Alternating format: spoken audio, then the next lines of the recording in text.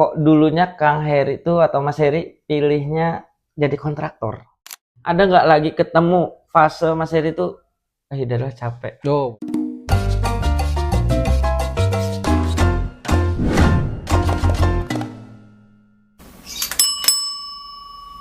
Assalamualaikum warahmatullahi wabarakatuh. Selamat datang lagi di Ngoprek, ngobrol tentang proyek. Nah, kali ini segmen pertama atau episode pertama kita di Tubagus Kencana Corporation tentunya bersama Kang Heri. Ini podcast pertama ngobrolin tentang proyek yang akan kita bahas ngalor ngidul pokoknya sama Kang Heri seputaran proyek. Kita mau memperkenalkan sebenarnya Tubagus Kencana Corp di 2026 itu seperti apa. Nah, kita obrolin bareng, kita ngobrol santai, siapa tahu akan menginspirasi kawan-kawan semua yang istilahnya di dunia konstruksi, di dunia pembangunan dan lain-lain, atau buat kawan-kawan yang masih pengen tahu lebih lanjut tentang Tubagus Kencana Corporation itu seperti apa. Nah, kita saksikan di podcast obrolan kali ini. Nah, ini pertanyaan yang sering muncul nih Mas. Ini kan aku bagian digital marketing ya di Tubagus ya. Ada beberapa pertanyaan tuh yang sering banget muncul di kolom komentar maupun DM, baik Instagram, TikTok, di Kang Heri maupun di Tubagus Kencana Corp. Kenapa kok dulunya Kang Heri itu atau Mas Heri pilihnya jadi kontraktor? Itu ngapa? Apakah emang dari awal cita-citanya tuh pengen jadi kontraktor atau memang keadaan yang memaksa inilah yang saya pilih gitu? aku terus terang kalau dari keluarga besar banyak yang kontraktor. Cuman aku nggak tahu dulu kan nyebutnya arsitek gitu ya. Terus tapi alhamdulillah keluargaku yang besar itu pertama memang mereka support, tapi aku nggak pernah ikut mereka kerja, Mas.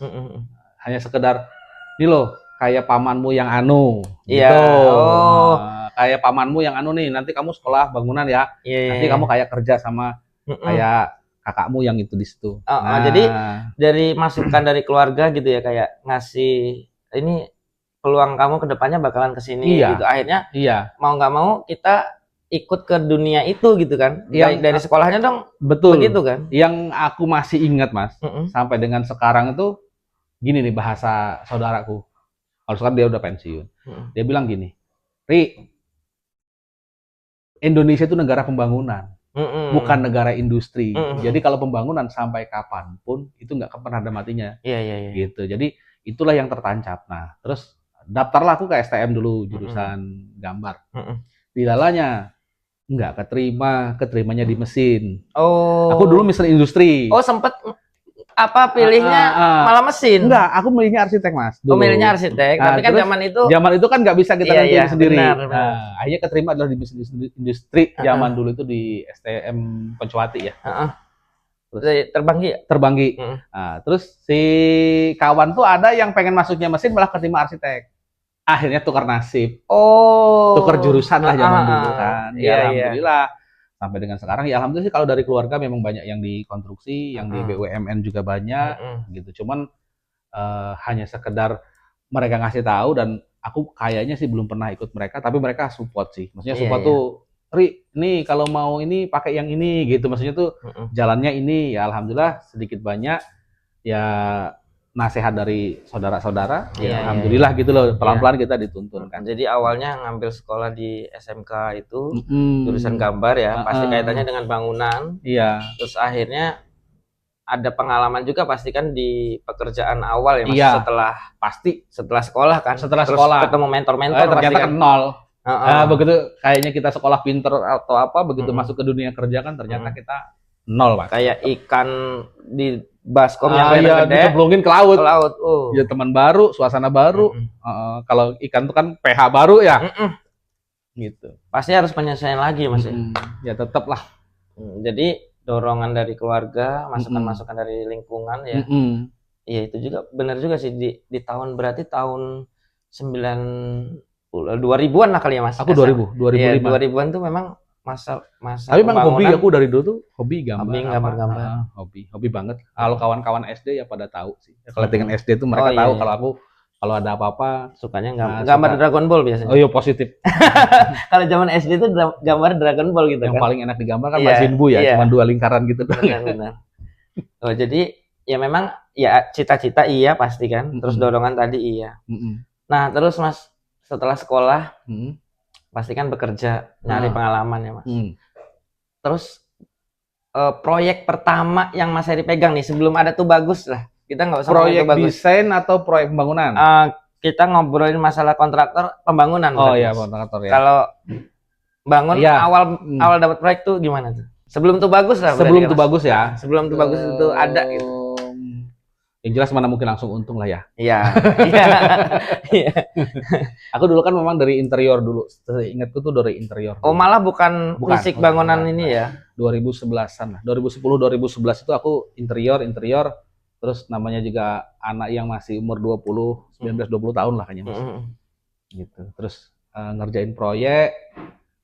Terus kita percayakan seluruhnya ke tukang. Ternyata disitulah aku sedikit banyak belajar ya. Bahwa kalau cuma punya niat baik aja tanpa strategi nggak bisa. Gitu. Jadi aku nih dana sekian kamu kerjakan. Dengan waktu itu, nah ini jadi catatan teman-teman. Waktu itu aku langsung lunasin Mas. Ternyata apa sih namanya Mas, psikologi ya. Nah, kerjaan kalau langsung dilunasin biasanya nggak semangat. Iya. Jadi begitu aku lunasin, kerjaanku ditinggal. Terus aku kesel lah namanya 19-20 tahun. Proyek pertama ya. Proyek pertama. Ya kan itu 19 juta kan gede Mas. Iya. 19 juta. Di tahun segitu lah ya Mas. Tahun segitu 19 juta. Boronganku tuh berapa gitu ya. 19 juta. Terus aku dengan bangganya tuh ngasih ke tukang tuh, berapa? 19 juta. Nih gua kasih 21 juta cash. Pikirku mereka bakal semangat. Iya. Alhamdulillah Mas. Kerjanya tuh melengkung gini. Terus aku kasar waktu itu kan. Aku bilang, "Jangkrik, Bos." Ada orangnya di situ. Ada rame di orang tua. "Jangkrik, Bos."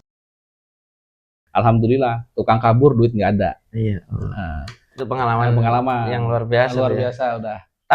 Terus kapok nggak itu Mas? Siapa tuh? Itu setelah ini kan proyek pertama, terus rugi, terus dihianatin tekanan. Trauma pastilah itu. Namanya kan kita ya duit dari mana lah duit segitu dulu kan.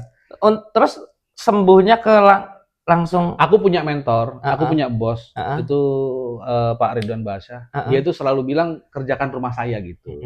Jadi kalau ada apa-apa sebelum ngerjain rumah orang, kalau ngerjain rumah dia, kalau ada apa-apa tuh nggak mungkin marah gitu. Walaupun pada waktu itu Pak Ridwan sangat tegas, nggak bisa nih model kayak begini gitu. Tapi mentorku, bosku ya atasanku kan, Pak orang tuaku lah aku bilang gitu dari segi ilmu, termasuknya orang tuaku Pak Ridwan itu.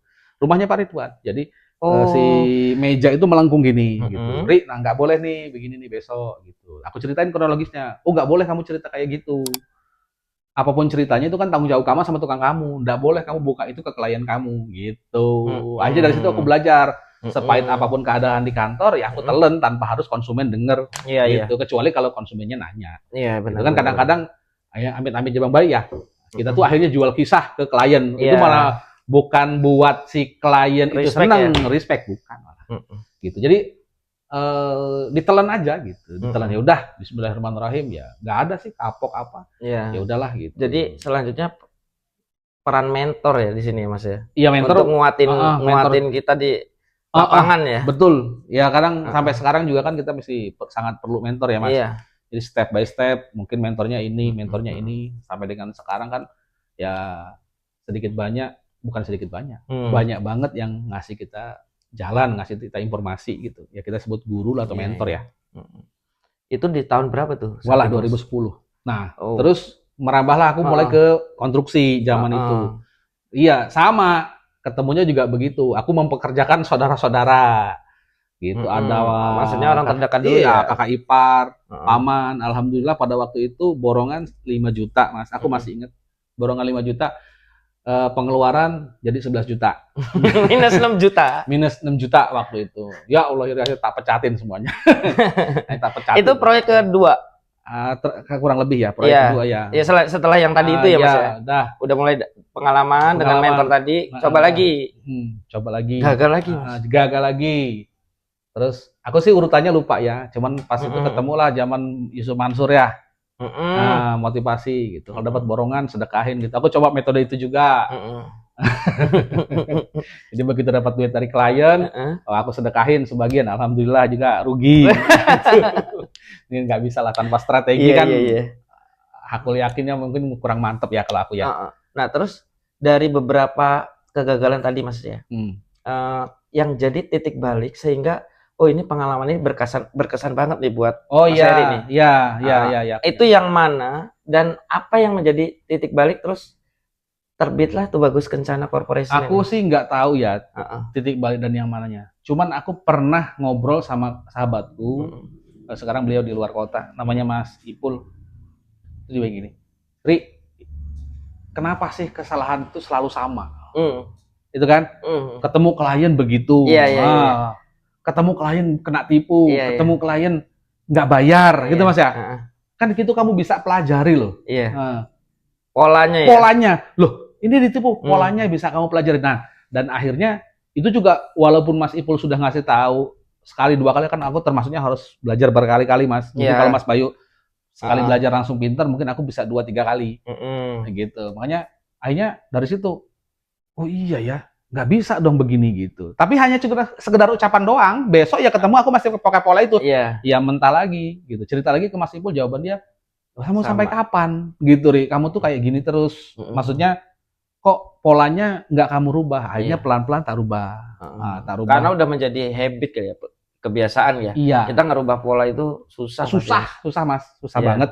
Iya. Makanya akhirnya ketemu, akhirnya udah mulai kita rapihin. Tapi memang aku sangat percaya sih Mas, maksudnya nggak mungkin orang sekali nyoba terus langsung boom gitu ya. Iya.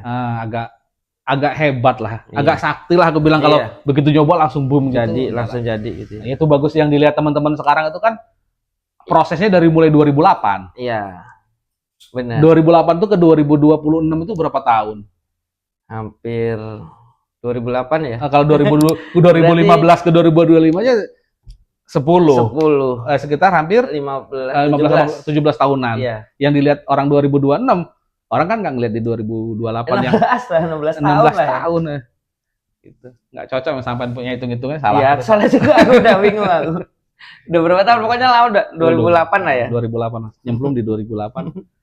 Maka aku itu berarti paling berkesan titik balik tuh ketika dapat nasihat dari kawan.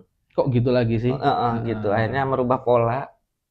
Jadilah. Iya, tetap juga Mas. Tetap dari situ tetap benar. Nggak bisa lah kita. Makanya, walaupun yang tadinya misalkan kecemplung lubang yang dalamnya semeter mulai. Iya mulai dan perlu proses gitu kan. Dalam tahap perjalanannya. Oke. Selanjutnya nih di pertanyaan selanjutnya. Bayu ngelihat tadi Mas Heri ada mentor Pak Ridwan, terus ada Mas Ipul. Seberapa penting sebenarnya relasi di dunia konstruksi atau kontraktor ini? Relasi itu penting banget nggak sih? Kalau Mas Bayu nanyanya ke aku ya jawabanku itu sangat penting gitu. Karena kalau aku bahasa kampungnya tuh ya mentor kita itu adalah kita ya Mas. Kalau kita ketemu bos tukang bohong ya kita juga bakal jadi tukang bohong ya. Gimana yang ngajarinnya ya? Gimana yang ngajarinnya. Kalau kita ketemu tukang guru atau bos tukang akal-akalan ya kita juga ya jadinya akal-akalan. Alhamdulillah aku ditemuin sama Pak Ridwan, ketemuin sama Mas Ipul, ketemuin sama macam-macam lah Mas. Yang aku temuin sih alhamdulillah mereka pada baik kok. Yang kata orang katanya nggak baik, begitu kita temuin baik. Itu baik kok. Selama kita bisa ngambil ilmu apa, pelajaran apa istilahnya kan kalau bahasanya Ustadz Dery itu kan segemuk-gemuknya ikan ada itu tulangnya. Ada tulangnya, sekurus-kurusnya ikan pasti ada dagingnya gitu ya. Oke, jadi relasi itu sangat penting ya dalam mendukung karir di dunia konstruksi. Terus buat ini Mas, kita nggak bisa kita nganggap kita sebagai senior lah ya. Tapi ini ada titipan pertanyaan nih. Kesalahan umum atau orang awam yang baru belajar atau pemula di bidang konstruksi. Umum ya. Jadi apa yang sebenarnya jangan gitu. Kalau mau mulai dunia ini tuh jangan gitu. Apa? Ya kadang-kadang di orang itu kan uang yang ditransfer atau DP yang ditransfer dari konsumen, dari klien itu kan menganggap bahwa itu uang dia kan gitu. Oke. Iya. Itu salah lah. Itu umum gitu sih. Ya ampun. Ya kan 30% dikirim amit-amit di Bang Baik gitu kan ya. Dikirim beli mobil, beli tanah. Gitu kan. rehab dapur. Iya. Padahal material Ya, itu di kan lapangan belum. Material di lapangan belum dibayar. Iya. Nah, gitu. Benar. Nggak boleh lah itu. Itu ya. Ya, itu susah-susah gampang, Mas. Mm-mm. Atau gampang-gampang susah ya. Lebih ke mental Ya memang sih. mental. Ya tadi tuh tak bilang dari awal ke Mas Bayu. Kalau kita ketemu gurunya memang gimana, ya aku alhamdulillah Mas dikasih tahu sama Pak Ridwan, ya itu tuh bukan duit kamu. Sampai kapanpun bukan duit kamu. Kecuali kalau bangunan sudah selesai. Nah, itu ada sisa. Nah, terus itu baru duit kamu. Iya, tanggung jawab kita udah selesai Udah semua. selesai. Itulah baru kita bisa. Bahkan aku pun sampai sekarang diajarin sama mentorku, sama Pak Ridwan Basyah. Jadi kalau udah selesai, jangan kamu tetap menganggap itu duit kamu. Ya taruh dulu di rekening, kan itu masih ada retensi. Ya, masih ada itulah istilahnya perawatan, maintenance ya. Nah, terus juga kan kita juga mengutamakan kayak after sale Iya. gitu. Jadi namanya uang bisnis ya uang bisnis Iya. gitu. Kalau mau dikembangkan lagi. Oke. Terus ekspektasinya, Mas. Ekspektasi nih, ini Bayu masih yang secara orang awam bingung bedain kontraktor sama pemborong. Apa beda? Atau sama atau hanya istilah aja? Kontraktor dan pemborong. Sebenarnya sih kalau untuk orang umum tuh sama, Mas. Sama ya. Sama. Kalau kontraktor kan lebih profesional. Mm-mm. Nah, kalau pemborong itu kan kasarnya ngomong bahasa kayak gini, Mas. Apa sih namanya? Kalau di lapangan tuh besi behel gitu sama apa gitu kan. Nah, padahal namanya itu satu, cakar ayam lah. Iya, nih, iya. contoh. Oh, barangnya satu. Contoh nih, cakar ayam. Nah, cakar ayam sebenarnya ya bukan pondasi yang dipasang di lapangan, tapi kan umumnya orang nyebutnya Cakar ayam. itu pondasi cakar ayam. Sebenarnya cakar ayam itu ya bukan pondasi footplat. Sebenarnya yang di lapangan itu yang sering disebut cakar ayam, yaitu pondasi footplat. Sedangkan pondasi footplat dan cakar ayam itu beda. Cuman karena bahasanya ya. Iya. Ya kurang lebih mungkin hampir sama lah kalau pemborong. Tapi kayaknya sih kalau pemborong lebih ke bahasa profesional. Kalau pemborong iya zaman dulu. Atau dia cuma borong upahnya aja. Gitu ya. Gitu. Tapi kan kalau kontraktor tuh memang lebih profesional gitu kan, lebih dipertanggungjawabkan lah. Gitu. Iya. Sebenarnya kalau segi pemahaman ya. Iya, segi pemahamannya. Tapi kalau ini ya, jadi disebut orang sebagai kontraktor gitu, Mas. Atau pemborong. Itu ekspektasinya jadi beda kan. Ketika kita cuman cuman nukang gitu ya.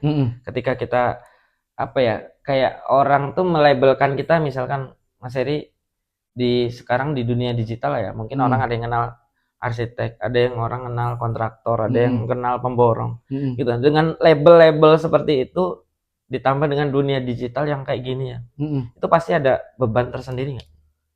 Enggak sih, biasa aja, santai aja kan. Kita juga nggak ngerasa bahwa kita arsitek, nggak ngerasa bahwa kita pemborong, nggak ngerasa bahwa kita juga kontraktor. Ya sekedar cuman kerja terus memberikan yang terbaik. Malah kita lebih senang disebut kintriktir. Gitu ya. Bahasa itu bagus ya, bahasa teman-teman ya. Karena kita anggap kita tuh belum besar gitu. Belum besar lah, biasa. Iya, belum besar. Jadi sebutan kintriktir lebih masuk kayaknya. Lebih masuk ya untuk kita ya. Untuk kita gitu. Untuk kita ya. Karena kita kan ya masih harus banyak belajar, Mas. Jadi aman aja kita dianggap nggak apa-apa, umum aja. Jadi kita nggak jadi beban kok. Iya, nggak jadi tekanan gitu kan. Cuman yang penting aku teman-teman yang penting kerja, ngasih yang terbaik lah. Ya, oke. Semampu kita kan gitu. Iya. Jadi dalam perjalanannya tadi di 2008 sampai ke awal tuh bagus tuh 2000, seingatku ya 2015 ya, awal adanya CV itu bagus. 2015 itu terus berjalannya kita ketemu di 2017-an ya. 2017 di GTS. Terus akhirnya alhamdulillah berjalan sampai sekarang. Yang timnya tadinya cuman berdua, orang 300 lebih 400-an lah. 400 orang kan. Luar biasa ya, mantep sih. Ya mungkin teman-teman di luar sana banyak melihat progres tuh bagus tuh luar biasa kencang. Mudah-mudahan ya, amin ya. Tapi kita memang di dalam tuh selalu ngerasa kita perlu inovasi. Iya, masih perlu jauh. Ini termasuk adanya podcast hari ini itu kan termasuknya cara kita berinovasi untuk memperkenalkan tuh bagus di dunia luas lah ya, Mas. Iya, betul. Gitu. Ada nggak lagi ketemu fase Mas Heri tuh udahlah capek. Wah positif. Ketemu lagi nggak sih yang kayak gitu tuh? Positif lah. Nih. Kan yang Ya, tadi kan pasti awal-awal, aduh udah Pasti. dapat mentor lah, Pasti. dapat dukungan keluarga, Pasti. bangkit lagi. Iya. Ketemu lagi fase, udahlah capek Iya gitu. Iya. Ada. Positif ada lah. Cuma tiap tahun, tiap ini juga pasti ada. Cuman aku pernah sampai ngadu tuh ke salah satu mentorku tuh. Bosen gitu, capek, udahlah lelah gitu kan. Terus tapi kita memang nyari nasinya di situ kan, usahanya di situ. Terus dia mentorku tuh bilang begini, Mas. Kalau ketemu fase kayak gitu, coretin aja kalau ibaratnya gambar. Satu coret aja di atas kertas. Udah itu besok tinggal lagi. Yang penting progres itu jalan, walaupun cuma satu coret. Walaupun hari ini kita cuman misalkan mau gambar rumah, garis set, dah tinggal. Yang penting nggak diem. Iya. Kalau dari segi gambar ya, tapi kalau dari segi kehidupan mungkin progres apa nih, walaupun secapek-capek apapun kita, progres apa? Kalau aku kan biasa ngelis nih di grup, Mas. Ini. Ya udah kita nggak bisa ngerjain 10 hari ini, udah 2 aja. Oke. Yang penting kita nyicilkan mimpinya kan. Makanya aku sering bilang sama Mas Bayu, Mas, target 2027 itu apa? Nah, di list kan. Minimal orang tuh Mas kalau nggak dikasih target nggak jalan. Iya. Kayak misalkan aku nih, ya kan kalau kawan-kawan sering denger itu kan di Instagram, di macam-macam lah di media sosial. Goalnya kan yang jelas. Iya. Bangun pagi aja, kalau kita nggak sebutin di kepala itu jam 5 kan bingung kita mau bangunnya jam berapa. Tapi kita ketika anak mulai nganterin anak sekolah, jam 6 harus berangkat, jam 5 harus bangun. Dilalanya tiba-tiba ya nggak ketimpahan cicak atau apa kan jam 5 bangun aja. Gitu kan. Benar. Jadi walaupun cuman aktivitas sehari, ya kita kerjain gitu. Nggak boleh diikutin. Makanya kata teman-teman, aku pernah ditegur sama salah satu dosenku, Mas. Orang yang masih kerja berdasarkan mood itu belum profesional. Tapi kalau orang yang sudah kerjanya itu moodnya udah nggak ada nih, udah ada close, udah maksudnya dia udah berdamai lah dengan diri dia. Apapun kondisinya dia tetap ya, kerja aja gitu. Itu memang sudah tingkatan yang menurutku udah next step gitu. Kalau tapi kalau kayak kita pada umumnya ya kadang masih kayak mood gitu. Wajar lah. Wajar. Yang penting kita tahu bahwa step selanjutnya bahwa mood nggak mood, progres jalan. Tetap harus ada progres tiap harinya ya. Itu untuk ngebantu si semangat atau mood tadi bangkit lagi. Iya, minimal 1 garis saja, Mas. Kalau gambar, kalau diterjemahin ke gambar ya. Nah tadi Mas Eri nyebutin inilah tempat cari nasi gitu. Selain itulah, itu hal primer ya. Pokok kan artinya kita butuh makan gitu. Yang paling bikin gue harus tetap bertahan di dunia ini gitu. Itu apa? Aku punya saudara, lagi-lagi kan aku kan belajar nggak sendiri sih, Mas. Aku udah punya Mas Aan kan, Mas Bayu tahu. Aku anggap seperti kakak sendiri. Kita nggak boleh egois gitu. Kita sih mungkin bisa aja, udahlah saya berhenti. Tapi di belakang kita tuh ada berapa ratus orang, ada berapa ribu orang yang menunggu momen bahwa roda harus tetap mutar, kerjaan harus tetap jalan. Gitu sampai dengan sekarang kan alhamdulillah tuh nggak pernah berhenti tuh bagus. Enggaknya berapa belas loh 1 tahun rumah yang mewah dibangun kan. Gitu. Bahkan Bayu juga pernah ada satu momen ya dimana kita tuh harus ngambil, mau nggak mau harus ngambil job ini karena iya tadi itu banyak mikirin orang-orang toh. Padahal istilahnya job ini kalau diambil cukup beresiko gitu kan. Aku dulu iya sering banget. Tapi begitu. Nah, kehebatannya itu, Mas, menurut kita sebagai resiko. Tapi kehebatannya ya Masya Allahnya. Kadang-kadang karena kita mikirin mungkin teman-teman, karena doa dari teman-teman, tadinya kerjaan yang beresiko itu jadi hilang resikonya. Ya, yang kita anggap, ini bakal resiko nih kalau diambil nih. Tapi dengan kita tadi mindsetnya, ada teman-teman yang bantu doa, bantu ikhtiarnya. Iya, alhamdulillah kan. Terlewati gitu. Ya itu salah satunya, Mas. Oke. Udah banyak sih pertanyaannya.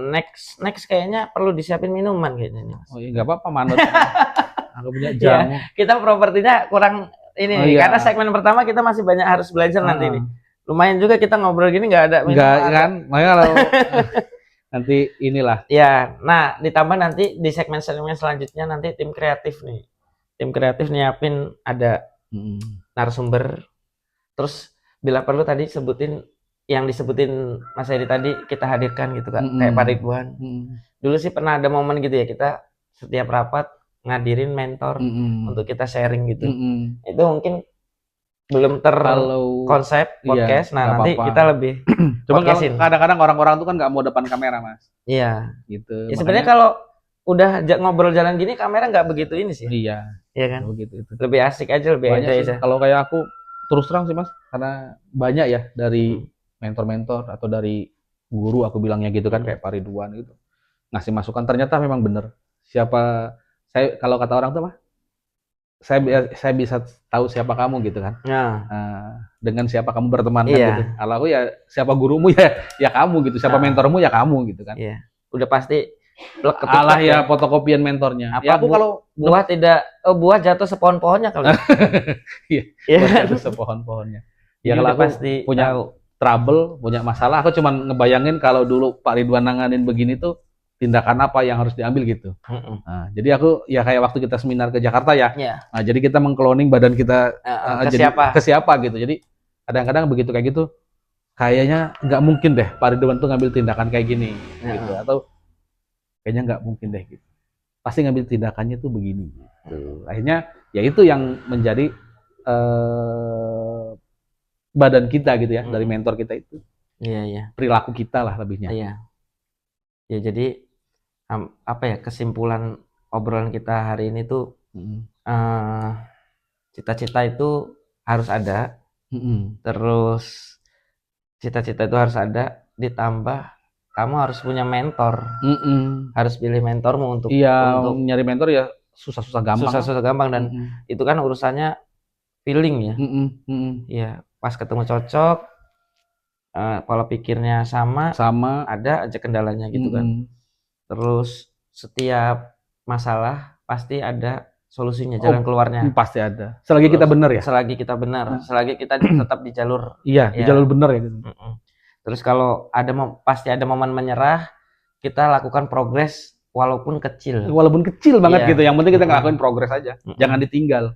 Terus apa yang bikin tetap bertahan di dunia apapun lah ya, di bidang apapun maksudnya. Selalu libatkan orang banyak. Iya, jangan ego lah, Mas. Jangan egois ya. Selalu tumpuin harapan doa orang-orang banyak ya, agar bisa jadi apa ya bahasanya? Iya, di dunia ini. Menyatukan doa sih sebenarnya kan. Nyatuin doa, nyatuin visi misi. Sehingga bisa cita-cita terwujud ya.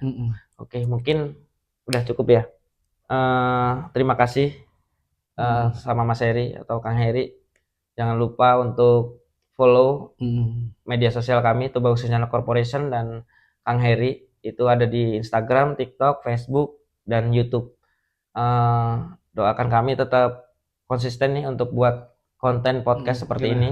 Kita nanti hadirkan lagi narasumber-narasumber yang menarik atau untuk klien-klien ya. Atau klien-klien kita jadi nggak seputar bangunan ya, aja. Bisa juga misalkan yang dokter karena seputar kesehatan. Ada juga yang pengusaha properti, ada yang pengusaha kopi, pengusaha hotel. Benar. Nah, nanti kita obrolin untuk sharing-sharing ilmunya.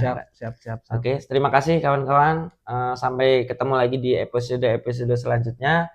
Saya Heri. Wassalamualaikum warahmatullahi wabarakatuh. Waalaikumsalam warahmatullahi wabarakatuh.